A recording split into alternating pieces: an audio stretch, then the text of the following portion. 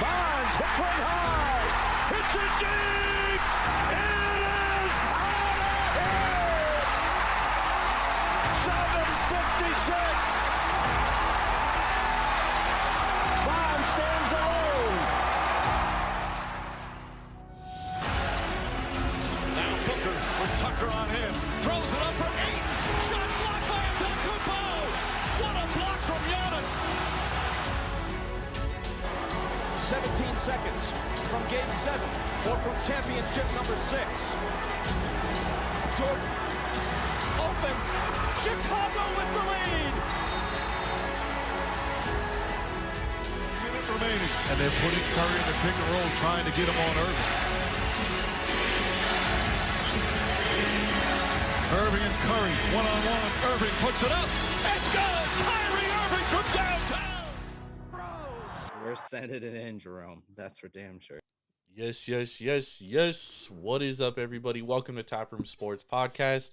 I'm your host, Jordan Stacks Lats, joined, as always, every Sunday with my guys, Mr. Big Ball and Ben Larson, Swerving Irvin Washington, live and direct. Let's go.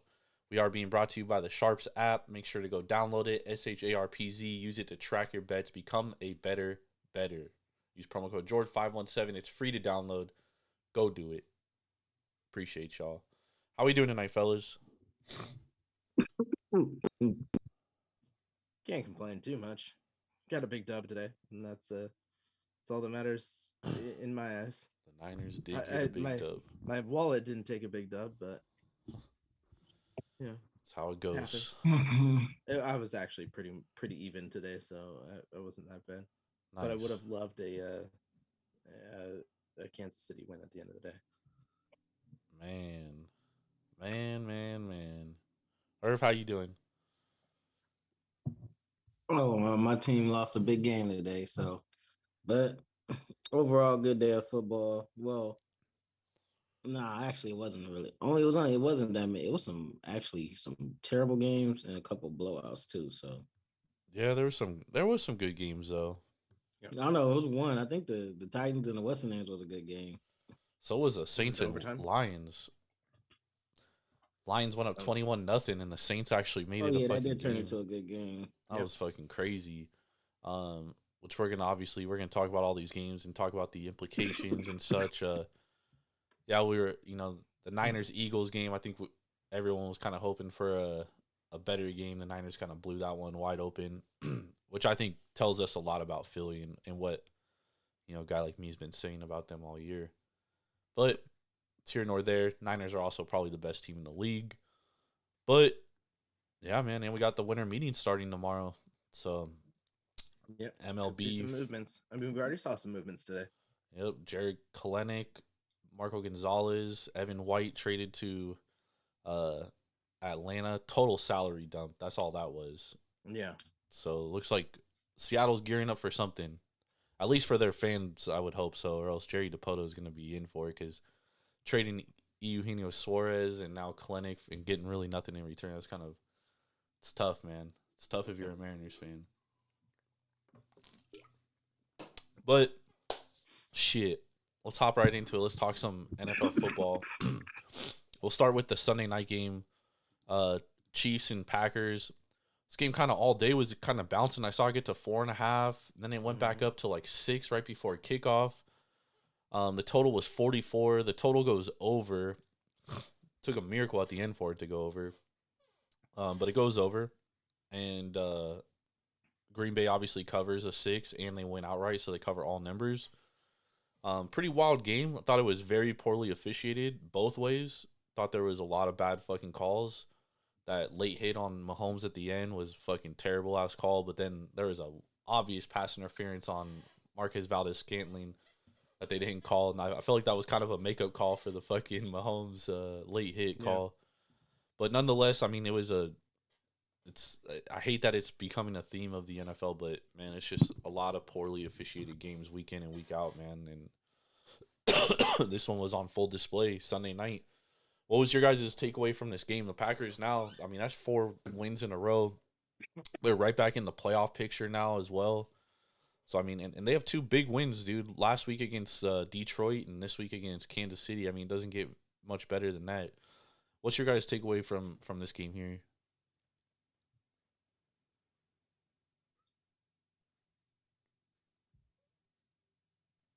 Anyone? Or if you want to go first, you want me to? Well, I think Oh, Irv's froze. I was glitching. AI. No, you go first, man. All right. I think I'm more worried about Kansas City here on what we're seeing from a Kansas City team who, should have won this game, and who I would say are probably not the favorites to win the AFC anymore. I don't know if there's really, that many teams that you could say are, so much further out front than Kansas City, other than Baltimore. At this point, I'd put Jacksonville possibly. Again, we'll see how they do tomorrow night, but I'd put them as the 2 front runners of the AFC over Kansas City. I mean, I know Kansas City still has the best quarterback in the league, but they're missing all of those other pieces. As that defense has been a little sketchy. On who have? Well, I'm sorry. Who did you say over Kansas City? You said Jacksonville and Baltimore. And Baltimore. Okay. All right. Yeah, and I'd put those 2. Jacksonville is probably even keel right now with Kansas City in my eyes. Definitely a big game tomorrow to see what happens there. They should beat the pants off of Burrowless Bengals, but you got to win those games that you're supposed to win. But I'd put those teams at or above Kansas City in the AFC right now, and that is that's scary for the AFC because one, the best quarterback is now the number 2 or 3 team, just because they don't have those options that they previously had, and the defense has been a little suspect. Over the last 4 weeks. Who, Kansas City? Yeah. I mean, they've been pretty good up until really this week. I mean, even against the Raiders, like they gave up 14 points in the first quarter, but then they only held them 3 points the rest of the game. And like last week, their offense also turned the corner, and it was finally like, oh, okay, maybe the Chiefs finally figured it out on offense. And then here we go tonight, and like, dude, they didn't punt until the fourth quarter. You know what I mean? But yet they only had fucking like 19 points on the scoreboard because they had dumb penalties or mistakes in the red zone. They just couldn't capitalize in the red zone early on in the game, which eventually cost them in this game. And on the flip side, their defense, which has been stout all year, and I know they have injuries to the defense, but I mean, they've been without Nick Bolton for most of the year. They've been without a lot of guys in and out of the lineup all year. They've managed to figure it out. But tonight, they could not get off the field, and they especially couldn't get off the field on 3rd and long, which is like, you cannot continuously, let teams continue drives on 3rd and long. It just can't happen, right? And I think that's the biggest thing for the Chiefs is like you finally figured out on offense, and now your defense is taking a step back. So it's like at some point, I keep telling myself this team's going to figure it out. They're too good not to. We know that the Chiefs have issues at the wide receiver position, but I do think that Rashee Rice is now stepping up as like that number 1 target. He's definitely their best receiver. Travis Kelce had a good game today. Obviously, Taylor Swift was in attendance, so we kind of knew that was going to happen. But as far as the Chiefs are concerned, like, I've been saying it for past several weeks. I think the Ravens are the best team in the AFC, and I think they're the best team in the AFC by margin. They're the team to beat. I don't think Travis Kelce had a great game today. Only 4 receptions for 81 yards. 81 yards is great, but if you're, only getting targeted 5 times with 4 receptions, I don't see that as a good game for him. Rashee Rice, yeah, he had a good game today, but other than that, Valdes-Scantling 2 for 5. Sky Moore 1 for 2. Well, that's always good. That's always going to be Kansas City's issue, though, Ben. Until they get like a good wide, like Rashee Rice is obviously he's going to be there for the long haul, but until they get other guys, like this is what they have to deal with. And every single week we're going to talk about how the receivers are letting Mahomes down because they are. You know what I mean? Tony only touched the ball 1 time today, and that was for a rush. Yeah, he barely played. Yeah, ever since he had those like 4 drops in week 1, dude. Andy Reid don't really trust him. He's in the doghouse. So, I mean, that's going to be the Chiefs' issue all year, though. And they have to continuously rely on that run because that run offense is great with Pacheco. Well, Pacheco's a fucking idiot. Like, why are you punching a person with a helmet on? I mean, the I game think was that's the like dumbest move in the world. he's just frustrated. Let me break my fucking hand. Well, punch him in the body then. Don't fucking take a shot at somebody's head when they have a fucking helmet on. You're gonna break your hand. Yeah, You're gonna be out for weeks. The other thing too is, and I know Irv doesn't want to talk about this, but Jordan Love is really stepping up, man. He's playing some great fucking football.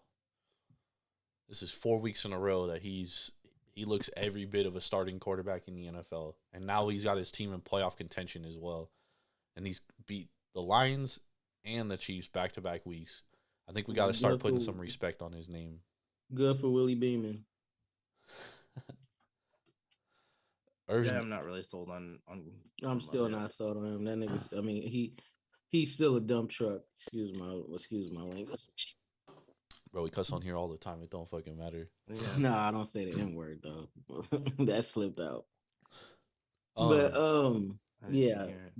Great love for Jordan Love. Great win for Jordan Love. Great win for the Packers. But if you watch this game from start to finish, the Chiefs easily let this game slip away. And being down 2 starting middle linebackers on defense is not helping them at all. But that secondary got to step up because they got low-key cooked tonight. They got cooked. But Spagnuolo, every time he heated up Jordan Love and made him make quick decisions, dude looked terrible.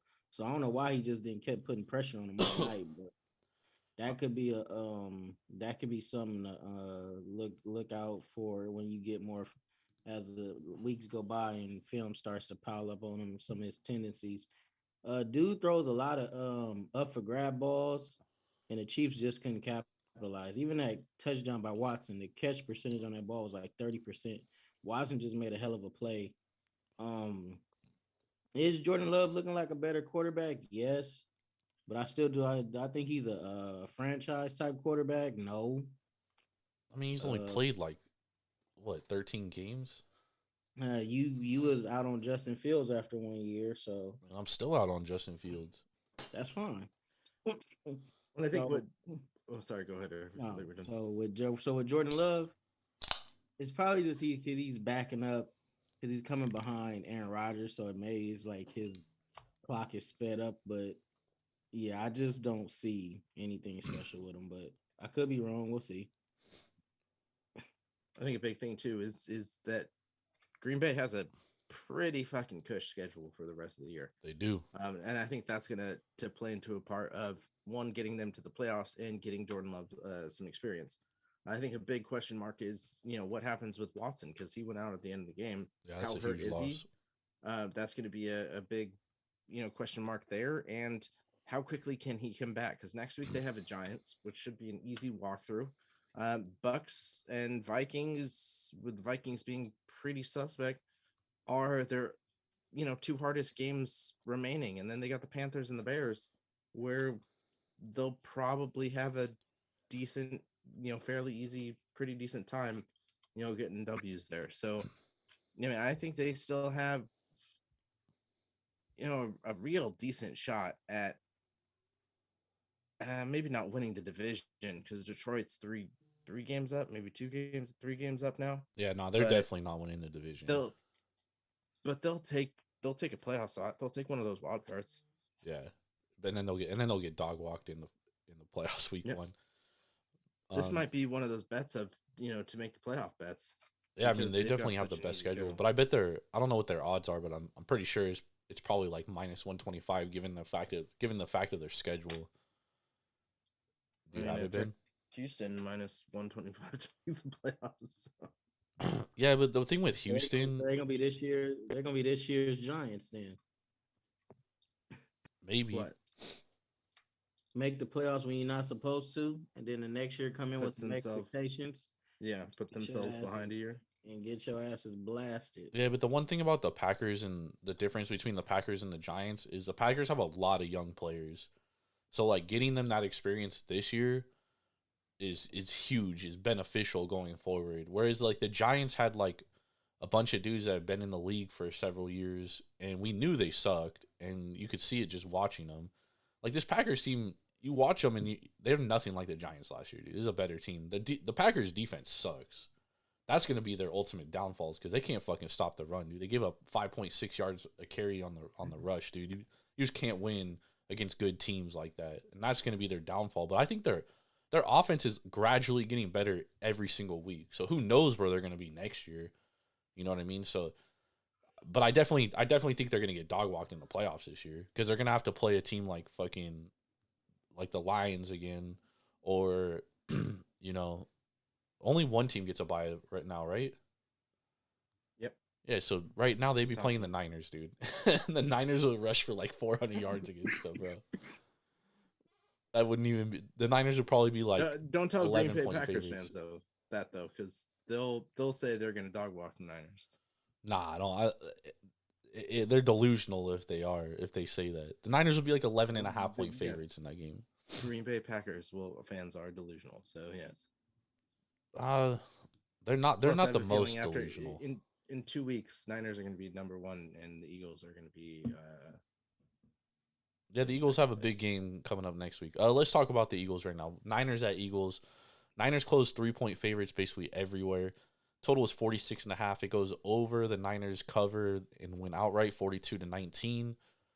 This game, the Niners started off really slow. The play calling was really fucking suspect in the beginning. I had no idea what the fuck they were doing. But then they kind of settled down, started running the ball, which is what they do very well. And then the pass rush really started to get home at the end of the first half and throughout the rest of the game. Before I go on, what's your guys? Ben, you're the Niners fan. What's your takeaway from this game? I mean, I loved it. I can't wait to hear all of the excuses that we'll see out of Phillies fans because they first come in saying that this isn't a big game. This, there's no rivalry here. It's like, yeah, and there's no rivalry. It's a revenge game. Like, that doesn't mean that you have an automatic rivalry if you lose one game here. But I was really glad to see Debo put, his money where his mouth is. He talked shit about this team, and he went out and fucking hit the ground running. He played a huge game. It was nice to not see Josh Johnson as QB. And, having that backup of Darnold was nice to know that we had someone that if things did go right. If we did have Purdy get hurt, we'd have somebody back there.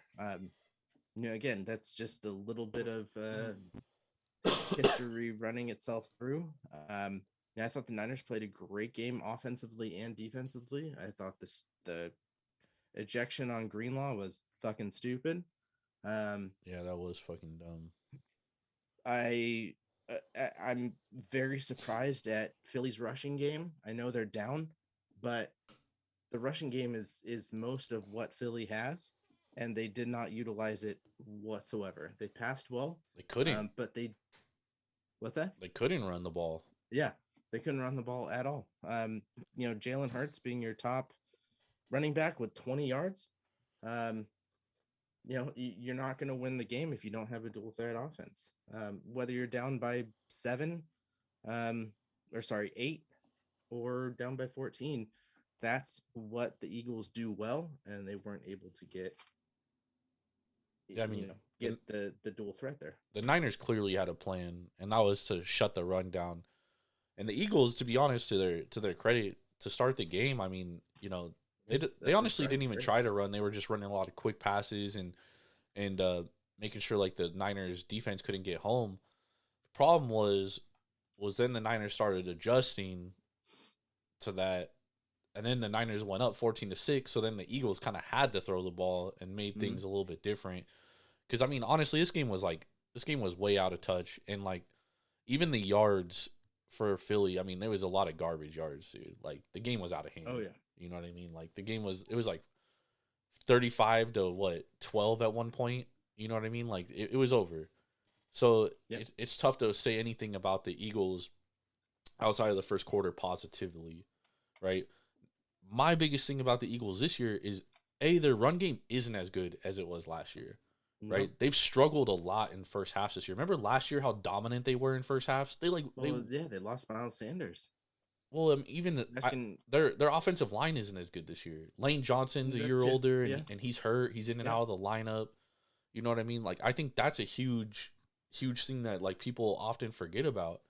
So I think that's a huge loss. And then on the flip side, Philadelphia's secondary is just so fucking terrible, dude. Like, bro, Sam Howell threw for almost 400 yards against them. You know what I mean? Like, they can't stop nobody from passing the ball. Josh Allen threw for fucking like 300 something yards against them. Like, everybody throws against them. And then if you're the Niners and you're able to run the ball against them, then it just makes it so much more difficult because you don't know what the fuck's coming. And I think that's the big thing. And that's why, like, I think Philadelphia is a great team, dude. I think they're a top 3 team in the NFC. But I think when they go up against top teams, the Niners of the world, the Ravens of the world, you know, it took Marquez Valdez-Scantling dropping a wide open touchdown pass for them to beat fucking Kansas City. Like, I don't think they're on that level this year.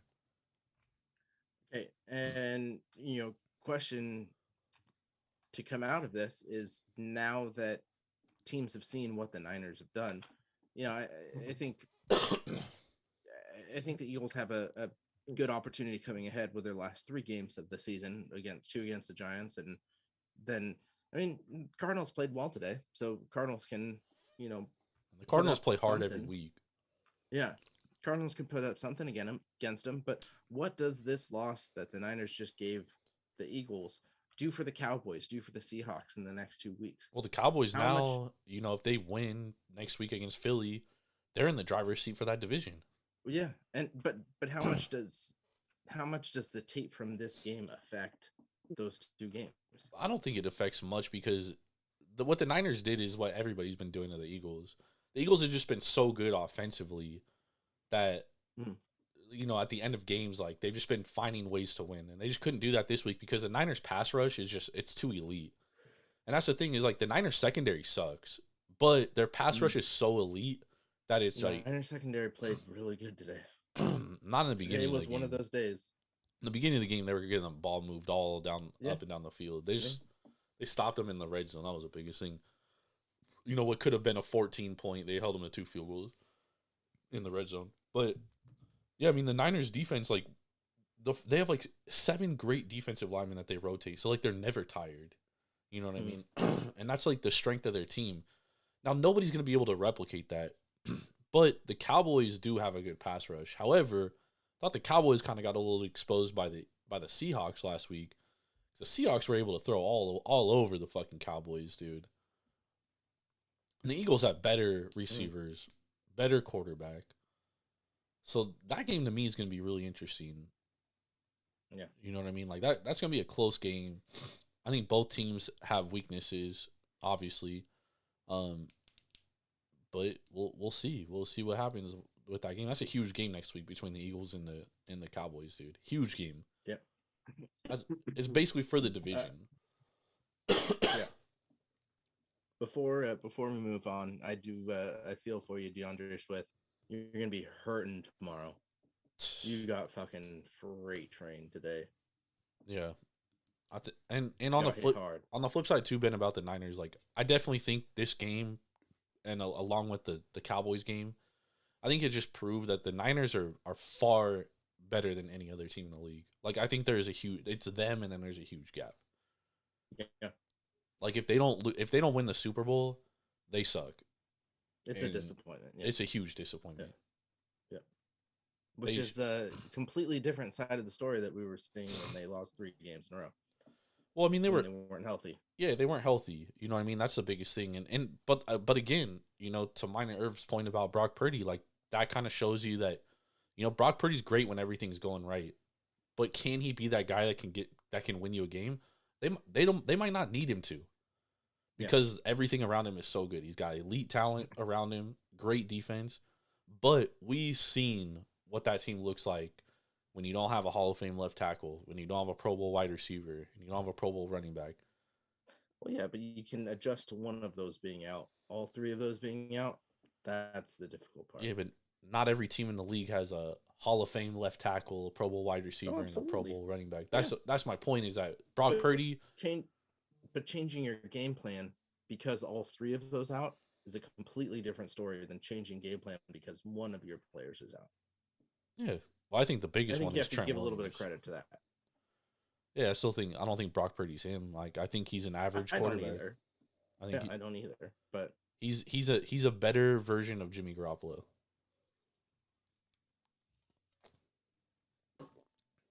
Time will tell on that. Neither one of those guys is winning you a game, but they won't lose you the game. Yeah. Time will tell on that. I had a little more faith in Jimmy G than Brock. So. Really? Yeah. Wow. Well, that's just years of experience there.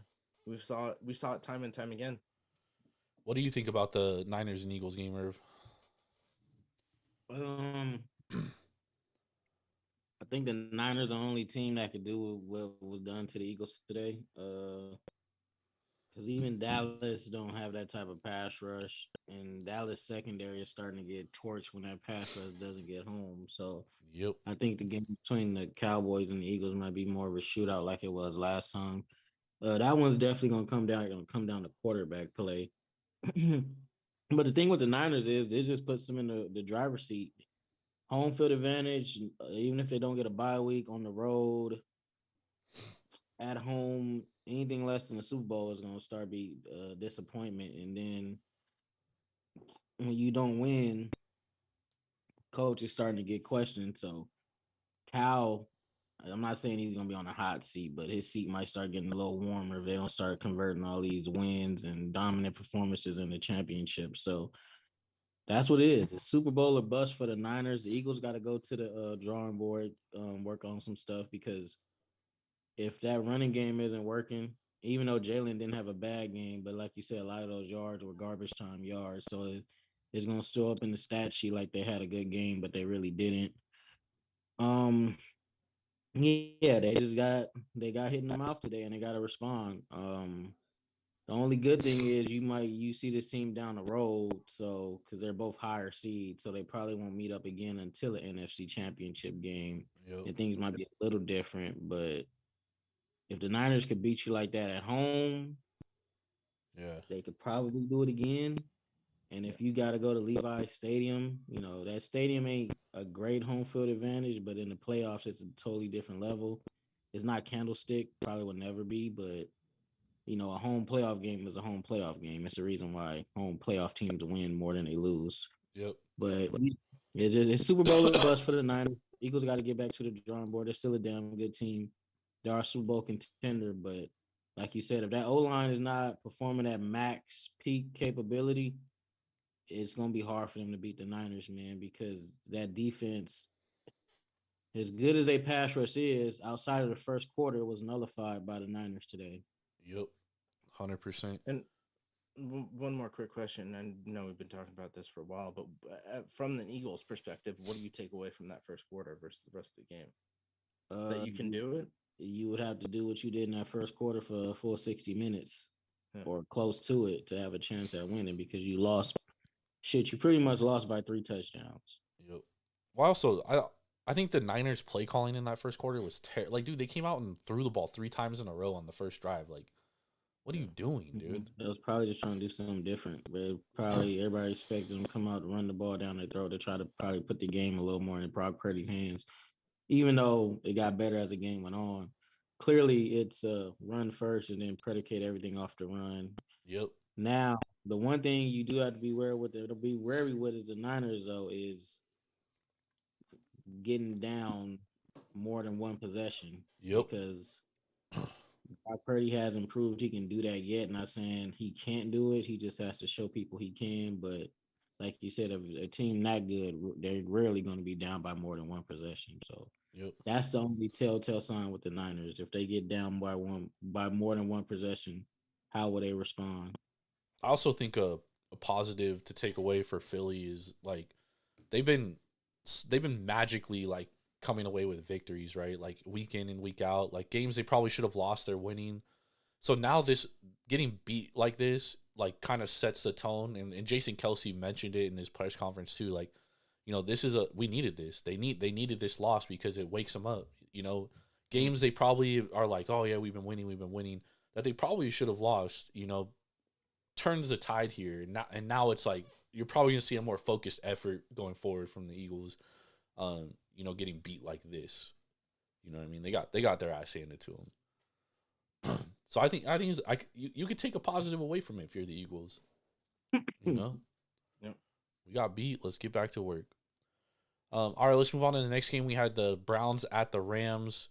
The Rams were 3.5-point favorites. The total was 39.5. The total goes over. The Rams win 36-19. Joe Flacco, man. I don't know what else to say about this. Yeah, it was a close game for a while, and then shit kind of went awry for Mr. Flacco. Threw an interception, led to a touchdown. Game was kind of over at that point. I mean, this was a ball game with 3 minutes to go in the game, or 8 minutes to go. But it's time to pack the Browns up, man. Yeah, not having a franchise quarterback, elite as that defense is, that offense just cannot keep them in games. And the Browns got some injuries on the defensive side right now that makes that defense not as elite as it is. Yep. So, yeah, you pack them up. Yeah, I think if you're the Browns, what you take from this is that you were, 8 for 12 on third down stops. You stopped LA a majority of the times, but that's really all you can take out of this. Yep. You lose the turnover game, you lose the sack game. Well, with an offense like the Browns have now, if you lose a turnover game, you're gonna lose every game. Yeah. You cannot lose a turnover battle. Yep.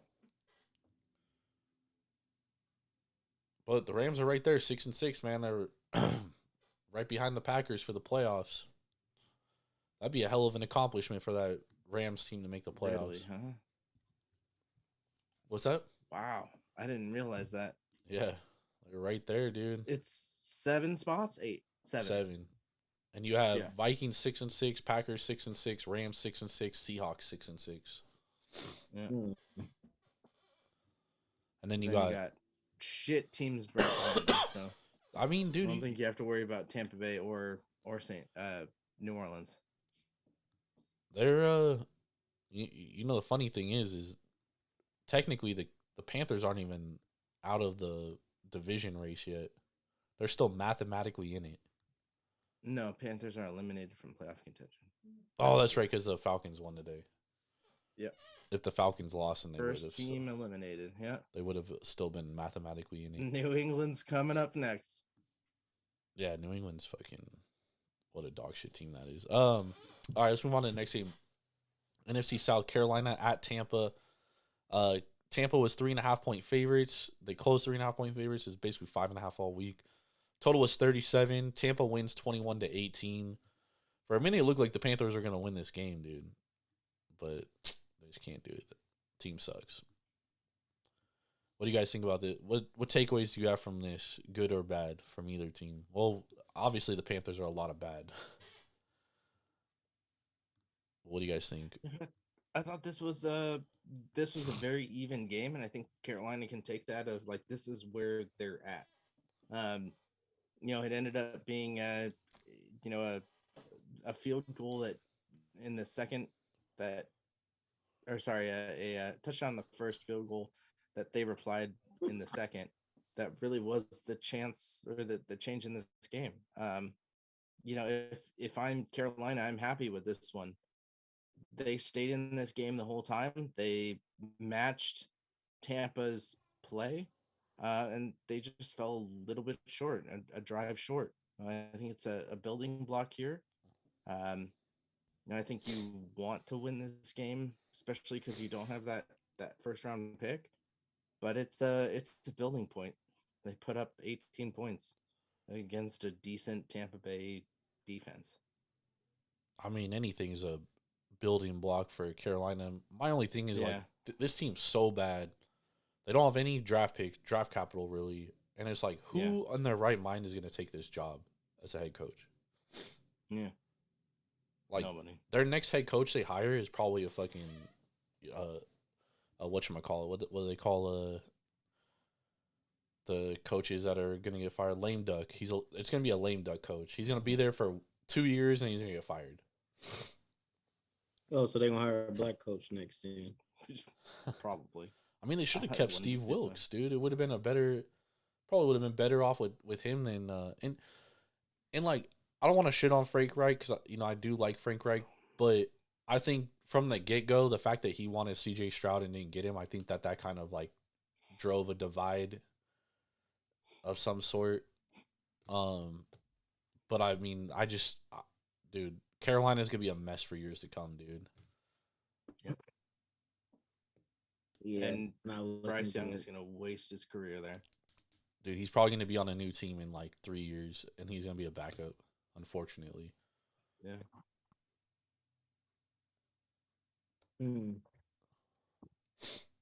Especially because he's only gonna get compared to CJ. Like, Yeah. that's crazy. Well, I mean, this draft class can't be as bad as the 2021 draft class. Nah, I mean, I don't. It's hard to judge Bryce Young because that team's so bad. But that's the thing is, like, they're gonna be bad for the next couple of years, and then you're gonna have to pay him for his second deal. So what is that like? Would you give it to him if the Panthers are fucking bottom dwellers for 3 straight years? Like, I don't know. And by that time, they're probably gonna be bringing in a new GM who's gonna want his quarterback. So I think Bryce is just like, he was drafted into a shitty situation, and sometimes like look at Darnold, dude. Darnold, perfect scenario, bro.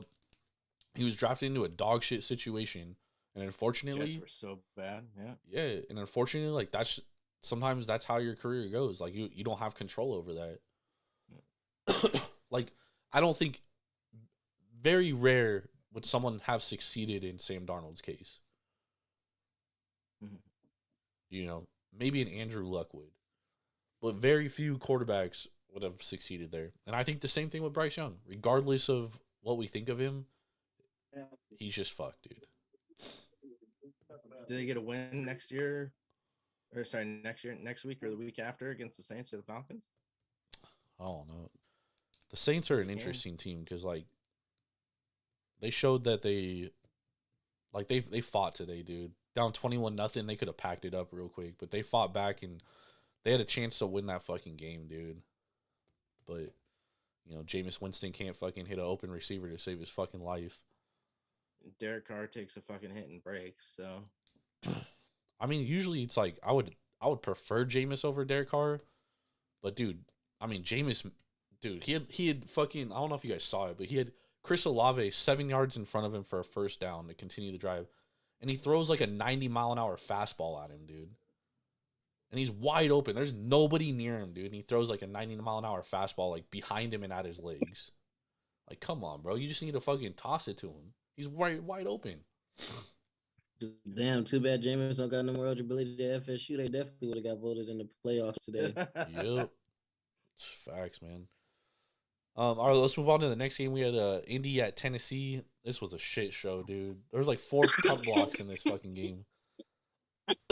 Indy wins in overtime, 31-28.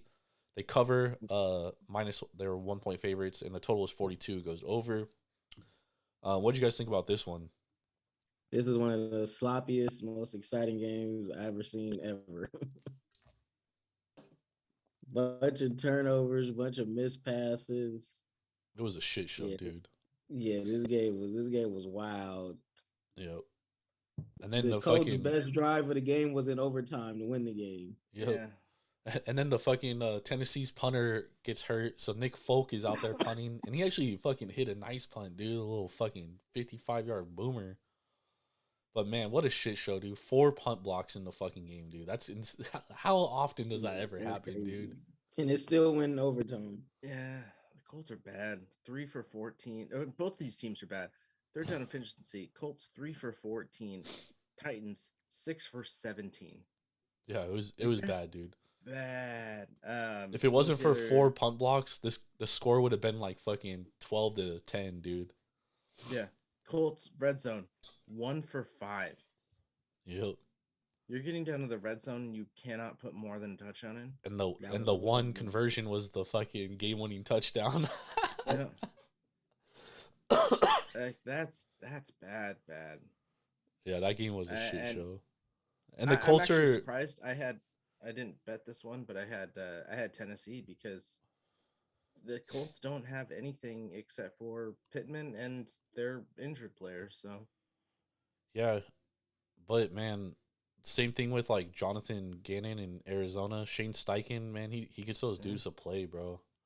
yeah, He really does. Like, they found a way to win, man. Like, nothing was going right, and they still found a way to win. And here they are. They're sitting as the 6th seed in the fucking playoffs right now. yeah, I don't understand that No. whatsoever. No Anthony Richardson. No crazy. fucking Jonathan Taylor either. Just insane. Yeah. All right, let's move on to the next game. We had Denver at Houston. This one had huge playoff implications. Houston closed 3-point favorites. The total was 47. The total goes under, and Houston wins and covers 22-17. Denver had an opportunity to win the game at the end, and Russell Wilson threw one of his 3 interceptions in the end zone. Irv, I'll let you take this one away as the Broncos fan. What was your takeaway from this game? I knew it was gonna be a playoff atmosphere. It started off, we could have got our asses blown out. It was 13-0 at one point. Yep. But we fought back, made it a game. It's just when we get inside the red zone, man, I don't know what happens to our players, our offense, our team.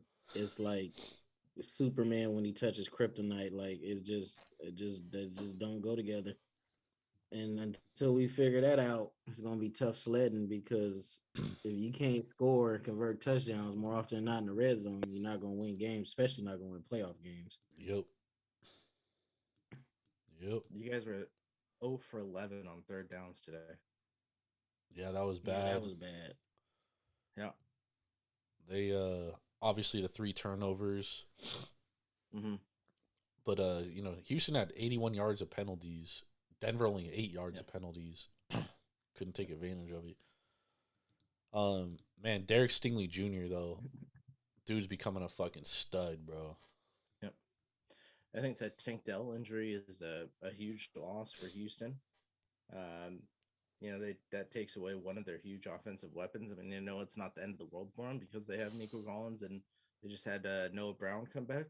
But man, having that other option there is that's big. They also got Damian Pierce back too, which is huge.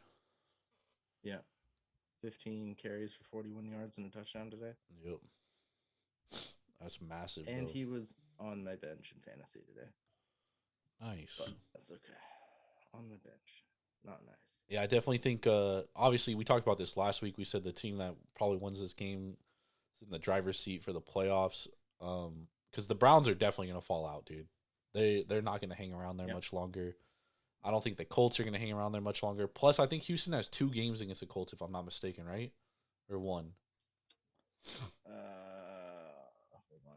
Let me pull that up right now. Houston still has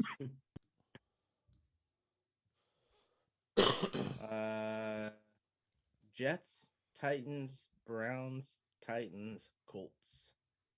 Yeah, so they have a easy schedule, plus they have Colts at the end of the year, so they can, if it's one or the other in there, they could take them out.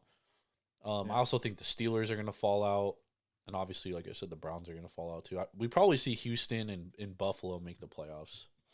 I think both those teams slide in.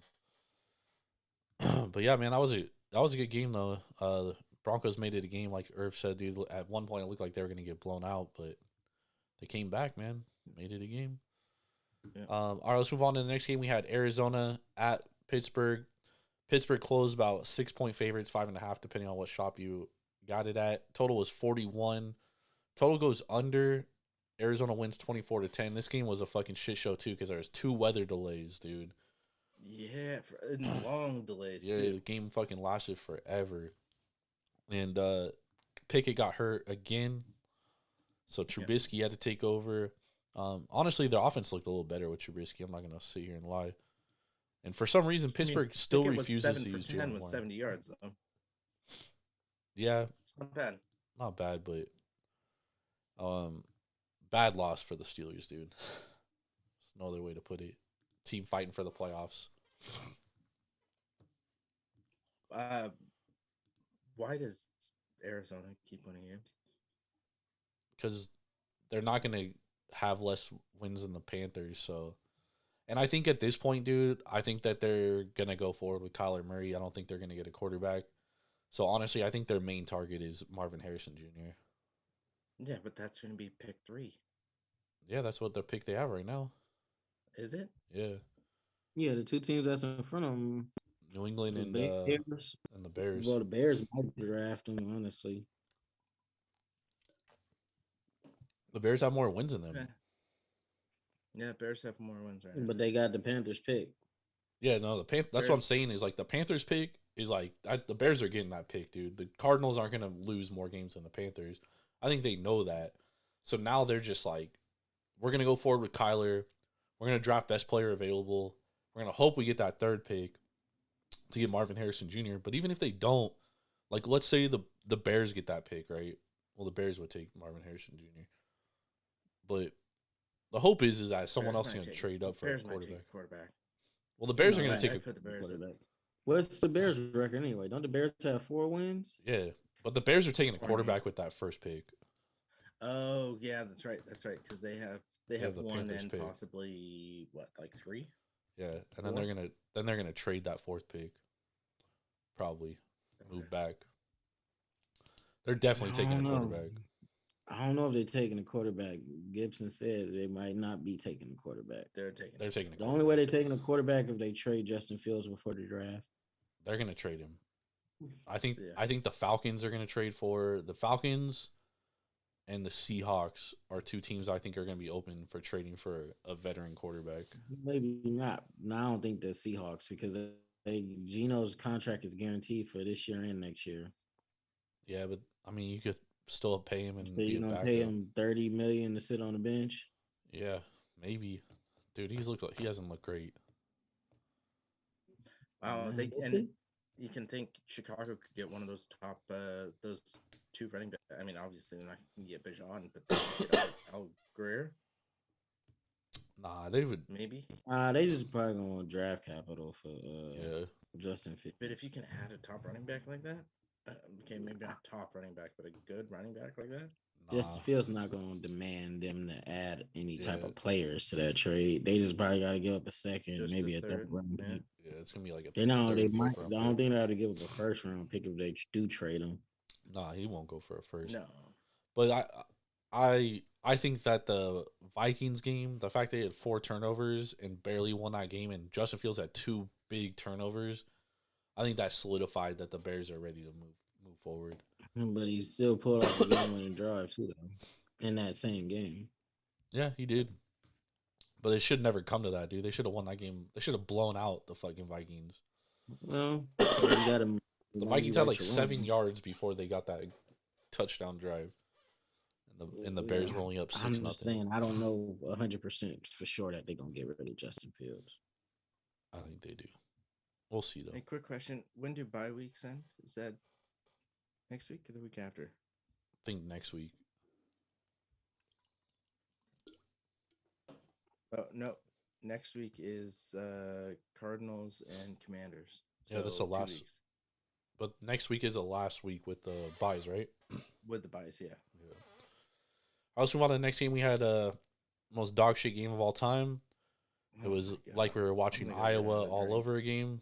Fucking bad. Chargers at New England Patriots. The Patriots have scored a total of like 10 points in 4 weeks, dude. That's not good. They scored 0 today. Got shut out 6-0. Yeah, some dude betted that neither team would score a touchdown. Put $100 on it and won $14,000. Damn, that's a hell of a fucking bet. This game was fucking atrocious, dude. This was such a terrible fucking game. But, you know, Patriots are definitely tanking, dude. There's no other way around it. Are they tanking to get a draft pick, or are they tanking to get their coach fired? Which one are they doing? Maybe both. But they definitely need a Yeah, quarterback, dude. Because as great as Bill Belichick is, his job security has to come into question at this point. Oh, yeah. I mean, especially, like, they haven't been good since they lost Brady. Yeah, So I think that does mean something, dude. And unfortunately, and yeah, we say, like, you know, Belichick's probably bulletproof and shit, but at some point, like, he's probably going to want to move forward, dude. Kraft is also a moneymaker. If Belichick is not making them money, he's gonna. That's the end all be all, and that's something that Kraft loves his money. He made his money. He wants to keep his money. Yeah, but Kraft also Belichick likes to is not win. making money. What's that? Kraft also likes to win. Yeah, and Belichick isn't doing that. Yeah.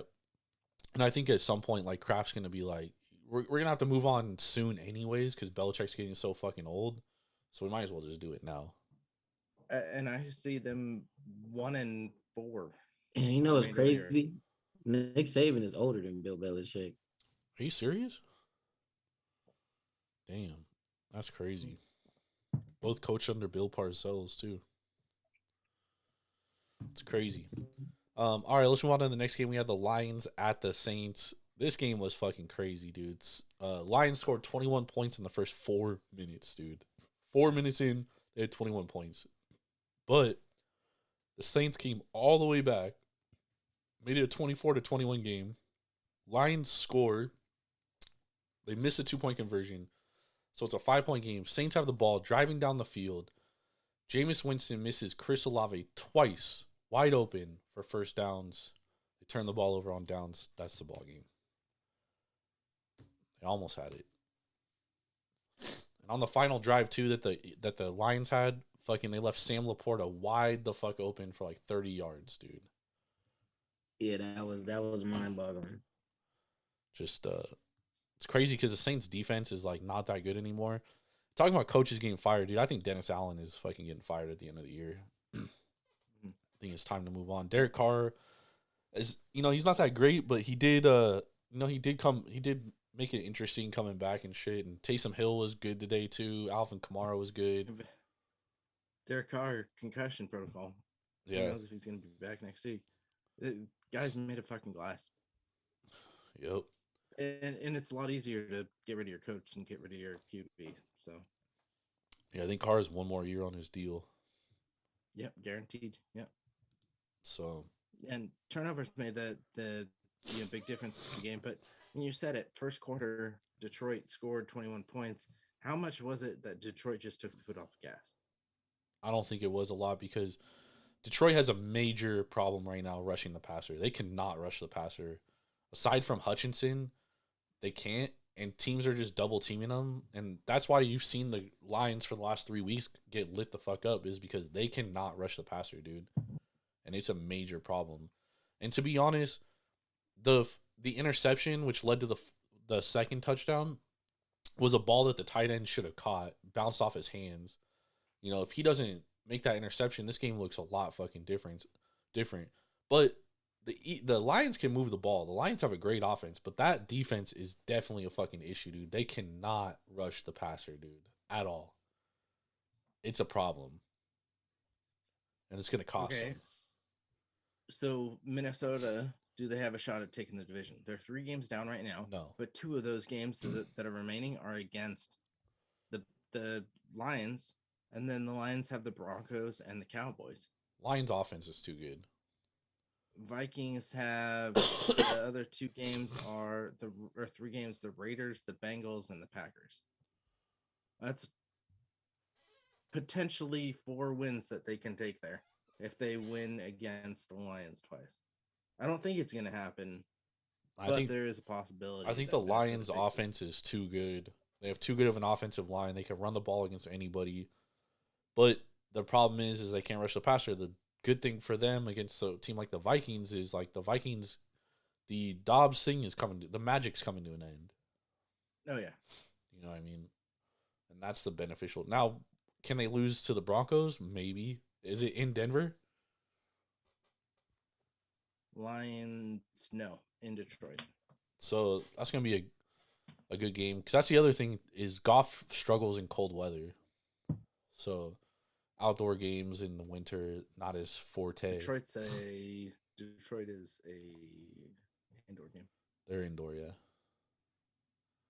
But that's what I'm saying. Like, if I'm saying that if he has to play on the road against a team in cold weather, that's where he struggles.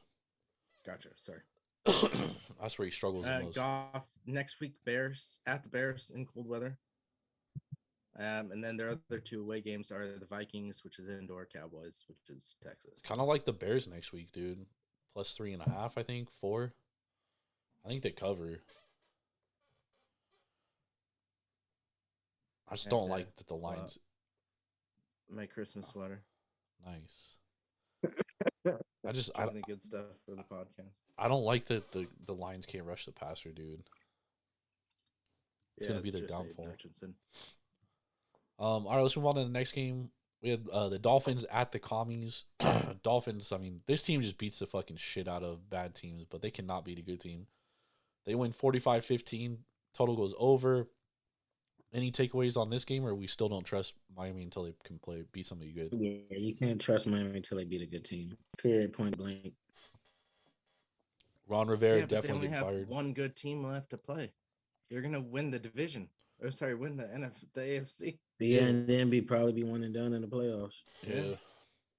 Bro, they haven't beat a team over 500 since October of last year, dude. Yeah. They got the Titans next week, the Jets the week after, the Cowboys. Okay, so the Cowboys and the Ravens. They've got 2 good teams, and the Bills. But the Bills are last game of the season. Bills could possibly be out of the playoffs. Like, yeah, but they could also be That could also be winning in for the Bills. Could. So that was one to keep an eye on. But I think Miami, until we see them beat a good team, like I don't trust them, bro. Like, cool, dude, you beat the piss out of bad teams. That's great.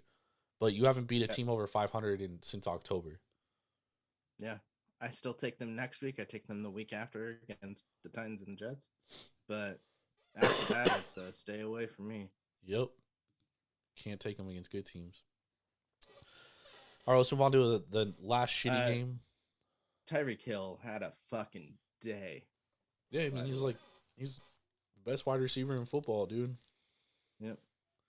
They're talking about this is his best season too, which is surprising. Yeah, because they played a lot of bad teams. He might win MVP.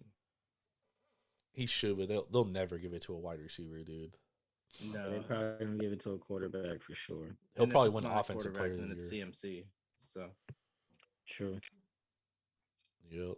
CMC should get it, but if it's not, then it's a quarterback. It's probably gonna be Brock Purdy. That's probably who's gonna win, unfortunately. I'd put McCaffrey over Purdy. Yeah, but they always give it to quarterbacks, dude. Yeah.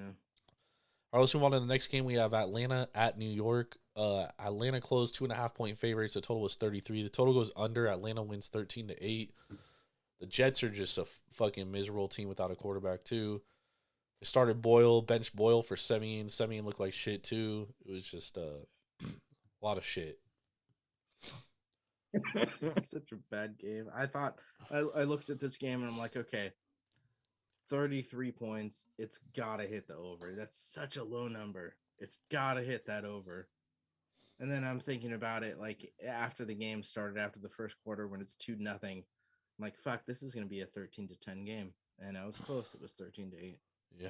Yep. Dude, the Jets are bad, bro. This was my only loss today. Oh no, Kansas City was but through the first 2 sets of time slots, this was my only loss today. The whole day my only loss was the Chiefs. Okay. Damn. Yeah, Chiefs was my second, but I was 4-2 today, so I'll take that. And this is the day I didn't parlay no NFL games. Nice. Finally. Back. No, Oh, it it's was good. good. That's good. Chiefs lost my parlay. Thank you very much, you fuckers. Chiefs probably lost a lot of people parlays. Yep. A lot of people. I even had the money line too. I didn't even take them with the spread and this. Yeah, I was. Jeez. Rough. Yeah, I don't know much to take away from this game. The Falcons still are the Falcons. At least they're getting Bijan the ball a little bit more. He can't get more than 2.5 yards carry, but they're getting him the ball a little bit more. Yeah, I mean, the Jets' defense is really good, and obviously Ritter's not that good, so that kind of hurts. But man, Kyle Pitts, 12.5 yards on average per reception today. That's a start. yeah. All right, He let's. is one of the best athletic tight ends, and you don't use him. It's mind-boggling. Sorry.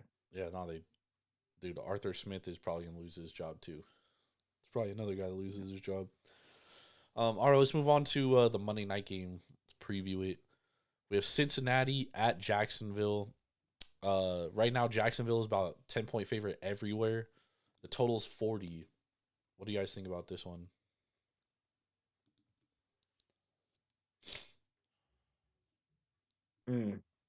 Go ahead, Ben.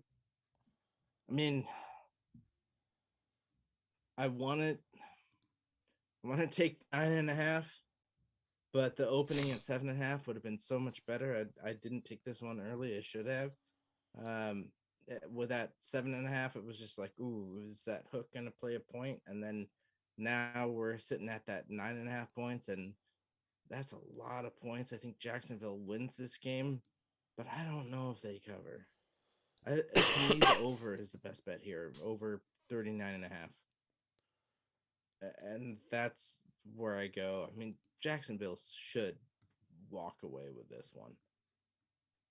They should, but there's a doubt in my mind. Cincy's defense is still good. Yeah, that's why there's a doubt in my mind. Is Cincy's D gonna show up, or are they gonna lay a fucking egg like they have before? But they've also played really well before. That's the hard one. Yeah. We'll see. Travis Etienne is questionable. Did he practice? Oh yeah, what's name said he was playing. Okay. What's Doug Peterson? Expected to play, yeah. Yeah, I mean, 9.5 is a lot. It's a lot of points, dude. I lean I'd be Cincy. more confident 9. Yeah. Sorry. I lean Cincy. I don't know if I'm gonna play this. I probably won't, because I definitely think we haven't seen enough of Browning yet to like really have a true opinion on the Bengals offense. But the Bengals defense is still good, and so is Jacksonville's defense for that matter. So I just man, I don't know. Man. Cincinnati 7.2% sack rate, which is really good. But dude, I don't know. I don't know.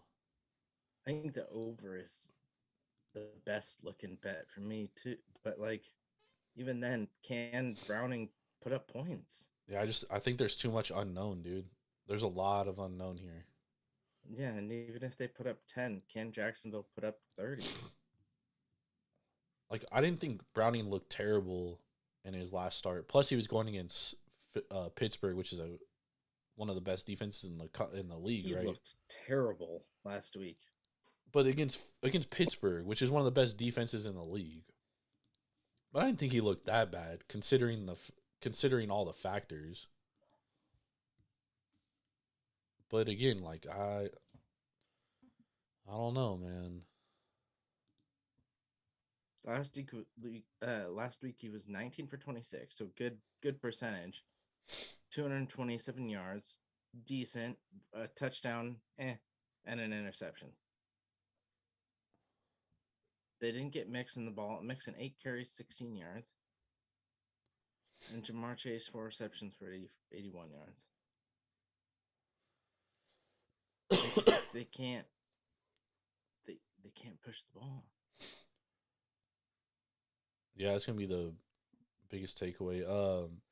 Cincinnati's 1-6 against the spread in conference games this year. There's a conference game. They are 1-1 against the spread as away underdogs. Obviously, none of this matters because Browning is the quarterback now. Jacksonville at home is 2-3 against the spread. They're 4-0 on the road, but they're 6-1 against the spread as a favorite. Keep that in mind. But 9.5 points, man. Maybe buy a half a point to make it 9. I don't know. That's too. If it was like a touchdown, I would like hammer the Jags, but obviously that's why it's not a touchdown because I think everybody in their mom would do that. So Yeah, I mean, like I said, dude, this could very well be a blowout. It could be fucking 27-7, dude. It's just Browning. There's just so much unknown, dude. That's why I think this game is like unbettable in my opinion. Yeah, and at 27-7, still hit the under. Yeah, I lean Cincy plus the 10, but so maybe it is an under game. I like the under, honestly. Yeah, if I had played anything, it would probably be the under. Yeah, because you're not going to get any points from Browning. Huh. Well, we don't know. That's the thing. Week 12, T-Law has 12 touchdowns. Etienne has 7, though, so a total of 19 touchdowns through 12 weeks. They're averaging 1.5 touchdowns a game. Yep. So maybe it is. Maybe that's the under. Okay. Yeah, I think the under is definitely the. Do you think it because it's in the 30s? Do you think we get some movement by game time? If anything, it's gonna go up. Let's see, where did it open? It's at 40 at FanDuel right now. It opened at 41.5. Got bet down. Yeah. Yeah, I mean it's under a key number. Like 42 is a key number for totals, so having it under that kind of sucks. But if it's 40, I would still play the under. 39, I don't know, but I still think it goes up. Like, dude, I honestly wouldn't be shocked if this game's like 21-14 or 20-7, dude. I don't think something like that. I don't think there's gonna be a lot of scoring. And then obviously Cincinnati knows like they have to game plan. Like the only way they're gonna win is if it's a low scoring game. So like defensively, they have to bring it. They're not winning a shootout with Browning. Mm-hmm. So our book has it at 40. At 40? Yep. Yeah, I think that's about right. Lean the under, lean Cincy plus 10. All right, let's talk some baseball real quick. Thank you guys for talking me out of the over. Saved you. But who knows, dude? Watch it go over. Yeah. Nah, I don't think it's going over. I just put an under bet in, so I don't think it's going over. All right. Before we get out of here, let's talk some baseball. Obviously, we had the Kalenic trade right before we came on. Obviously, a move to open up some money for a potential trade or signing of a player that has a big contract. Winter meetings are coming up. We don't have a ton of information on Ohtani. We heard that he was going to sign this week. Now we're hearing that he's going to sign before Christmas. So I don't think a lot is going to happen until he signs. I don't think we're going to see much. You probably not. It's just gonna be breaking news. Nobody knows when it's gonna happen. It's gonna happen when he wants it to happen, when he made up his mind. So, and even the teams that met with him are not leaking it to the public because that's going to be held against them. So, whenever Ohtani's ready to drop the news, it's going to be breaking news. Yep. It could be this week, could be next week, it could be right before Christmas. Okay, so Susan Slusser tweeted out that I'm hearing an awful lot of buzz on the Giants and Yamamoto. Yep. Does that play into effect for Ohtani signing? Could I mean? No, maybe, but y'all not contenders, and signing them to and make you contenders. So And if his main objective is winning, Signing both of those would make us a fucking contender. Don't fucking bullshit. bro, You know no. First of all, Otani's only going to be. I'm a Dodgers fan. Nobody but the Dodgers Nothing matter. to do with the Dodgers. Otani's Mhm. only going to be hitting next year. Y'all need pitching. the Giants need hitting too. Giants need hitting too. So even if y'all was to sign Otani and Yoshi, y'all still gonna be what, the third best team in the division on paper? Oh, get the fuck out of here. Dodgers behind who? The Dodgers and who else? The D-backs. The D-backs gonna be better next year. Yeah, the D-backs are going to be better next year. The D-backs may be better No, next year. they're gonna be. They're going to be better. They've already improved their They're roster. gonna be better and they're next still year. going to. Hands There's down, still they're gonna be better next time. year. There's still time too, because Brandon Pfaadt, you got to remember, like that dude was a rookie this year, and he looked fucking great in the postseason. So, you know, you got 3 bona fide starters there in Arizona. Plus, you got Corbin Carroll, Ketel Marte, Perdomo, another year of him. Now you just traded for I will Eugenio take Suarez. Marte and Corbin, but Perdomo not 100% on. And Bro, the Perdomo was a starters we rookie don't know last about. year, Yeah, but yeah, and your Moreno. 3 starters are a huge question mark. Who in your starting lineup is better than Perdomo? That's a good question. Patrick Bailey. Okay. but the Diamondbacks have a better catcher than Patrick Bailey and Gabriel Moreno. so Yeah, but Bailey is still better than Perdomo. So The Diamondbacks they're gonna be better, man. And how are you Yeah, saying that you they're sign- starters? okay. Okay, are if you suspending, so sign, that's if okay. you sign Yoshi and Shohei, you probably gonna need to spend another $100 million in the next couple of years to add some more pieces to make y'all a World Series threat. Or just hope But- that their young guys get better. no, we have a couple young guys. coming up, so. Luciano, you know, Luciano, Harrison. he'll have a Casey full Schmidt. year. Harrison's could be really great too. Yeah. More power to you. But honestly, I think we got trade bait and he's Joey probably gonna Bart. be shit. Honestly, I think he might just shock the world and be a Chicago Cub. Well, then he's wasting his time about winning a fucking World Series. But Because the Cubs they got talent, dude. Yeah, they're not that far off. They got talent. They got young Cubs are talent gonna- too. Cubs are gonna choke. I'm just waiting for Tampa Bay to trade off the world and not get anyone that they're expecting to. So Well, the Yankees trying to get Juan Soto. Yeah, but they want to fucking. they want to fucking. They wanna world- give away they want the Stanton. world for that. Yeah. They want to rebuild their farm, the farm that they gave away to get them. Yeah, That's and not as they happening. should, dude, because like I thought last year the way that the Padres season ended, I just think that you have to go in a different direction. Like you might as well trade him and get whatever the fuck you can, dude. Yeah, but what was that list? Like definitely not the top guys from the Yankees. They had a couple.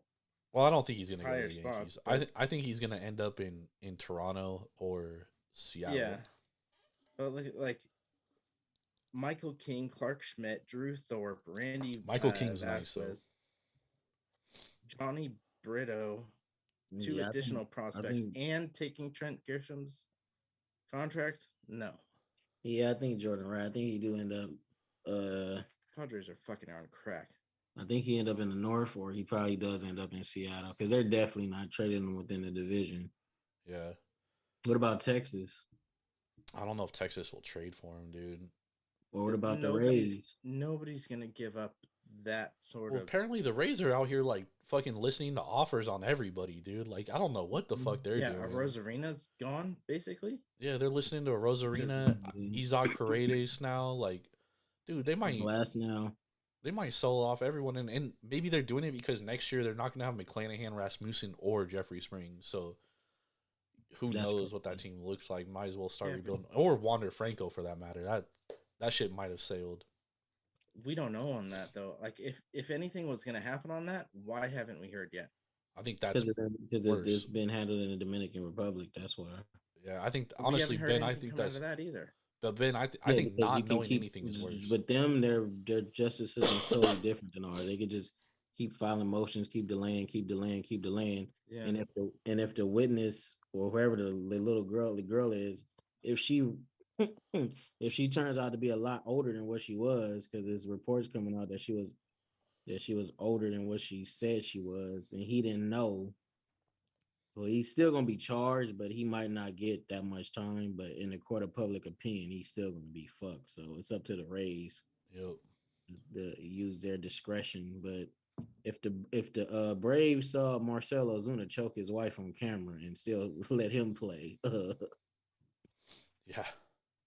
But like, that's part of the thing. Like, why haven't we heard anything about that? If something was like legit about that, we would have heard about it. yeah, I'm thinking Already. it might be getting swept up under the rug. Honestly, Yeah. We'll see. We'll see what happens with that. We'll hear. Yeah, I mean, him and Josh Giddey, but supposedly Josh Giddey's is more legitimate than Wander Franco's.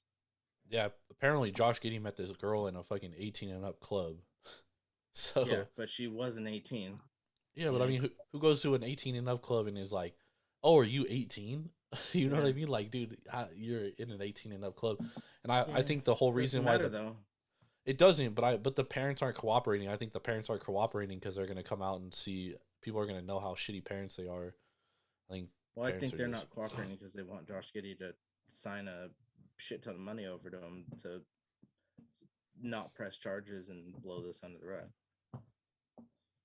I just don't know how you could charge somebody for that when the person was at an 18 and up club. Okay, so the fucking weirdest connection here, but my nephew-in-law's cousin goes to school with the chick down in LA that was with Josh, and everyone's saying it was 100% true. She's a fucking sophomore. She's 15 and was with Josh Giddey. That's crazy, bro. It's bad for Josh. yeah, because even she is 15, the age of consent in Oklahoma is 16. It was in LA, bro. All this happened in California. Well, it's 18 up here, so yeah. He's fucked. But like Ben said, if the parents don't cooperate, there's pretty much nothing they can do. Happened in Huntington Beach, couple million under the rug, and it all goes away because money talks. That's crazy. And Giddey was 18 at the time as well. Mm-hmm. He was a rookie. Not that it fucking matters, but I know a lot of dudes that were 18 that had 15-year-old girlfriends when we were in high school. Never 15 that I knew, but maybe not 15, maybe 16. Yeah. 16, 17, probably 17 the ones I knew, but crazy shit though. Yeah. But I just don't understand, like, how do you get into an 18 and up club? Like, who in their right mind asks somebody, "Oh, let me see your ID if you're in an 18 and up club"? Like, do you good fake hella IDs? Good. She had a hella good fake ID, and like you said, Josh Giddey probably didn't ask no questions. I'm pretty sure. Yep. No, he didn't ask shit, bro. So, and he's from Australia, so Lord knows what they do in the land down under. So, but supposedly they had like a relationship and like they saw each other multiple times and really, damn. Yeah. Damn. Well, Joshua Giddey, what's wrong with you, bro? Yeah, it's because the only thing that's gonna get him held responsible criminally if the parents and her start cooperating. If they don't, he's gonna get away with it because all you have is a Snapchat post, and that's not gonna hold up in court. Yeah, that's true. Well, there's video too of them together, but it's like all Snapchat, right? Yeah. It'll have to be video that's pretty much CP. So, do they have that? Yeah, that's crazy. Yes, then that'll be a totally different ballgame because that's clear evidence. So you can't convict them off a Snapchat post, even though we know. Yeah. But in the court of law, you got to prove it beyond a reasonable doubt. That's true. I got two more baseball questions for you guys once we're done here. Yeah, what's the questions? Marlins signing Gabe Kapler. Oh God. Good move, bad move. Terrible. Yeah, mean, he's gonna Gabe be did a good job for assistant first year. GM. He's gonna be assistant GM though. He's not gonna be a coach or anything. No, head coach. Nah, he's assistant GM. Assistant. GM. Assistant GM. Sorry. Yeah, he's gonna be in the front office. Okay. Good move, bad move. Bad move. I don't know what the fuck the Marlins are doing, but then again, who knows what the fuck the Marlins are ever doing? Okay. Outside of beating those Skankies in 2003. Yep. Yeah. It's the last good thing. Second, Jackson Churio signing a 8-year, $82 million contract without paying a day in Major League Ball. Yeah, American bad players move. should be able to do that. This is unconstitutional. Yeah, it doesn't make any sense. No, I mean he's a great prospect. He's got great numbers in the minor leagues. So you think do we all sit here and think he's gonna be better than Jackson Holiday? No. And what's Jackson Holiday's contract? Oh, Jackson Holiday has probably a bigger contract because he got a signing bonus. He didn't get an 80. The dude just got 80 million, Jordan. For 10 years. Yeah, but for 8 years. Jackson Holiday is gonna make more than that. Yeah, but he's not gonna make that. He ain't making that right now. The Orioles could sign Jackson Holiday to that right now if they wanted to, because Jackson Churio's in the Brewers system.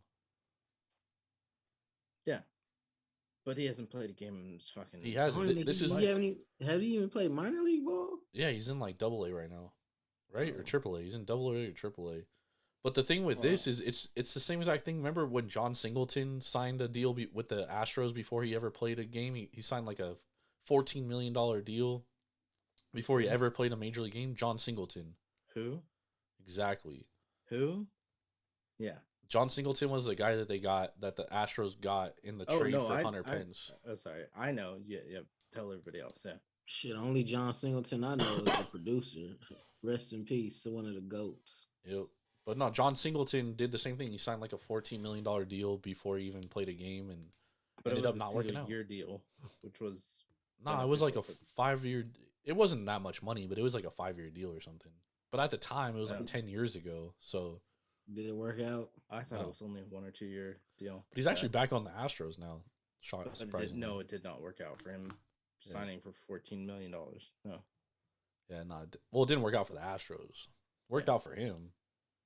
Oh, absolutely. Yeah.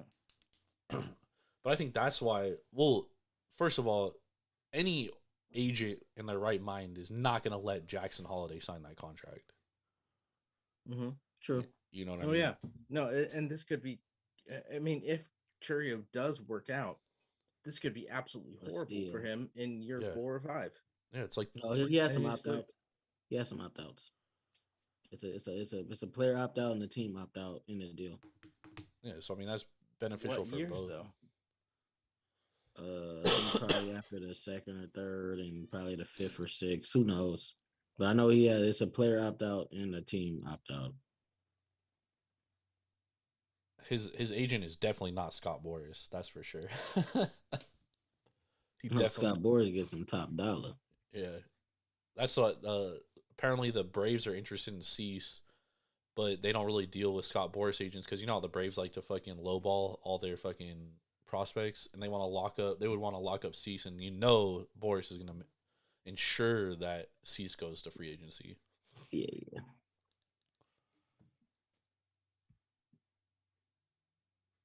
It's crazy. I'm trying to find the opt out years. Hopefully, it's after he gets to the majors for his sake, not before. Why can't I fucking search on this? Go to Spot Track.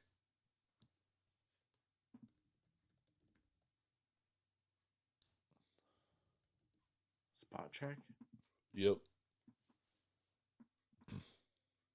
SPOT RAC. Here, I got it right now.